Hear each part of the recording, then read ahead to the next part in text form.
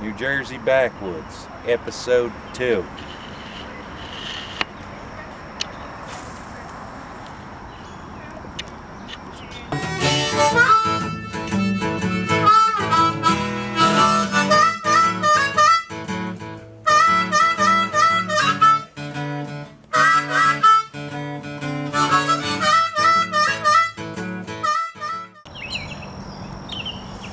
Hope we can catch a fish today, or find somebody that did.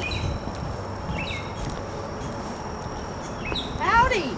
Catch anything? Oh, hey there. I ain't catch nothing yet but some bug bites.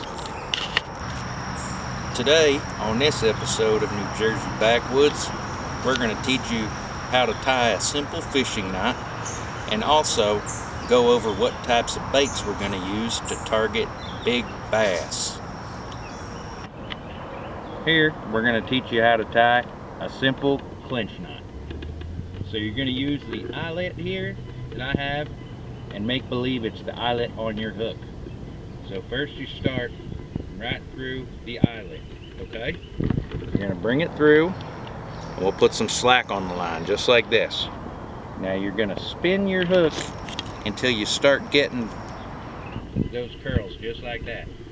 When you have that, you take this end of the rope, the small end, and you put it through this hole right down here, right on top of the eyelet. You do that, right? And you got another hole you just made right there. And you take it and you put it right through that again. You can either do a double loop if you want.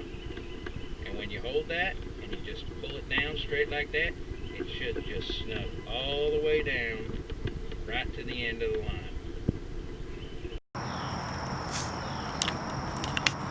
Now we'll talk about some of the baits I like to use to catch big bass. Here we have a blazer shad. This one's about 3 inches, but you can get up to 4, 5 if you're chasing that big lunker. I don't really like to use these too much unless I go to a deeper lake, because you sink to the bottom and you get a lot of seaweed on your lure, and that's no good. Always make sure to clear the seaweed off your lure before you cast in again. You're not going to get any bites with seaweed on your lure. Now I got some fake shads here. I got some wiggly worms. I got the old grub with the curtail. Let's see, a couple top water fly poppers. But I'd say my favorite thing to use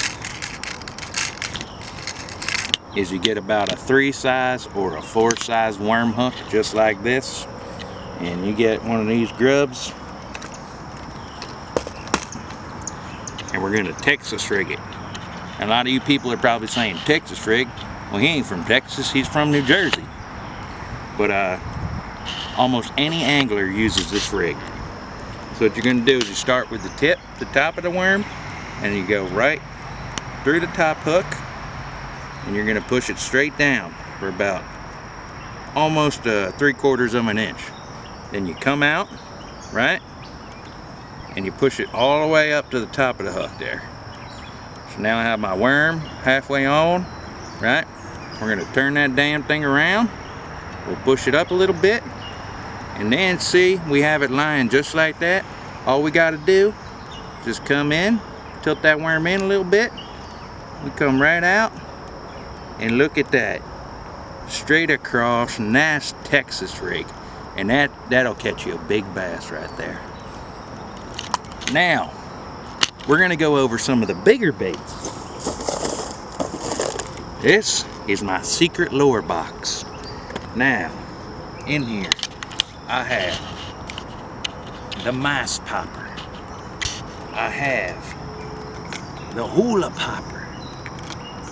Let's see, I have a homemade fishing lure. I don't really know what they call this one, but it's really badass.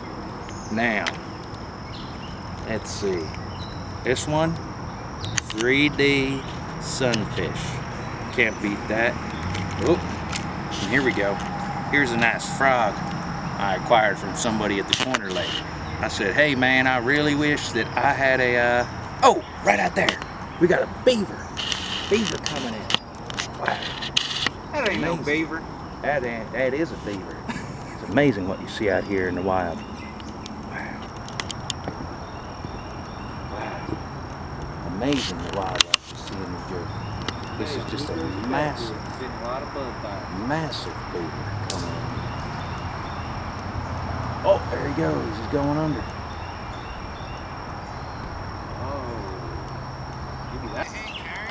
Well, it's been a great day. We fished. We learned how to tie a knot.